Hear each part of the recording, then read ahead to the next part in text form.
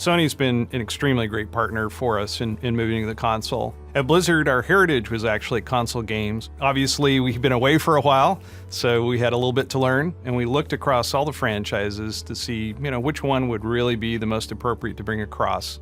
And we felt that Diablo was by far the easiest win. It is the granddaddy of action RPGs. When the first one came out in the late 90s, it really said, RPGs don't need to be this slow, sort of pondering epic. They can be these awesome, rock concerts, and you can sort of just smash things and kill a bunch of monsters and get a whole bunch of epic loot. It just connects you to that experience. And I think it's super important for us that the player feels that they are in the screen with their character. And partly because our players on console are sitting 10 to 15 feet away from the action. So the more we can make them feel that they are the action, they are the barbarian, the more epic and visceral the experience is. So for us, the thing that's exciting about the new console is actually the controller. That's where it all begins. That's where you develop that relationship with your character on the screen. At Blizzard, we have this sort of philosophy that control is king.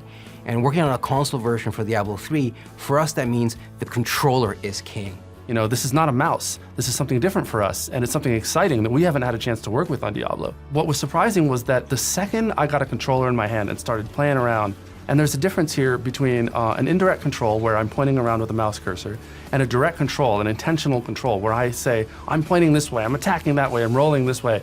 And that just stings. It was really surprising even to me. There's an intimate connection between the player and their character. And that's something that we really wanted to leverage and build the Diablo 3 version for the console, specifically around the notion that we call pick up and slay. So on console, pick up the DualShock 4.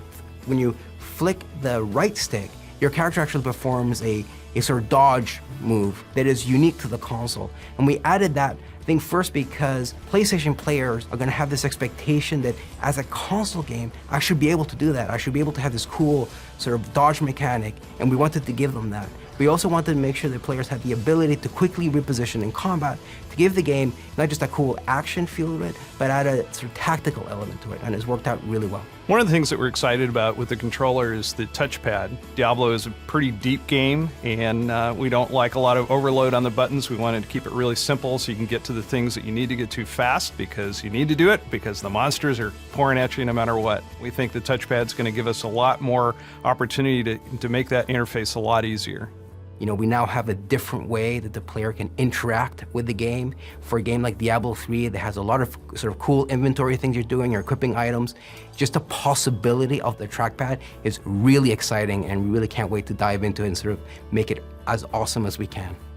What we didn't want to do is simplify the experience, because at the end of the day, Diablo is awesome because of all the different items you can get and all the different powers those items have, so we didn't want to sacrifice that. What we wanted to do is streamline the experience so that players can decide when and how they wanted that level of information. So we really built the inventory and all our UI screens from the ground up. These are screens that are specifically designed to feel great when you have a DualShock in your hands and the way you navigate them. So we moved into a radial style menu that allows, first of all, your character to be nice and big on screen. But I think one of the magic of working on a game like Diablo at Blizzard is we're very iterative. We constantly keep asking ourselves, how can we make this better? How can we make this more awesome? And our team, and so Jason Bender had this really great idea for something we call the quick equip, which is without even having to open your inventory, you can just press up on the D-pad and quickly cycle through the items you've recently picked up and make a decision right then and there whether to equip it or not. So again, that's a great example of the way we wanted to streamline but not simplify the experience. What's great about Sony's decision to make the PlayStation 4 an easier architecture for us to work with as developers is that it means that we can actually get our games into the hands of our players a lot faster, and we're super excited about that.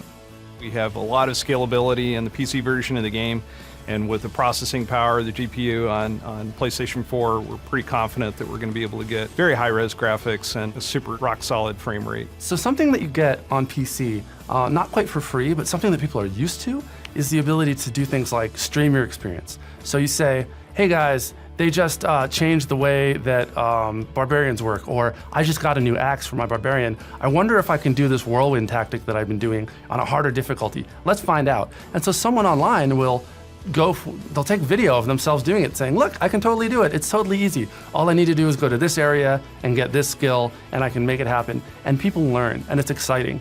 I think the share button, I think, has this potential to sort of really fundamentally change the way players interact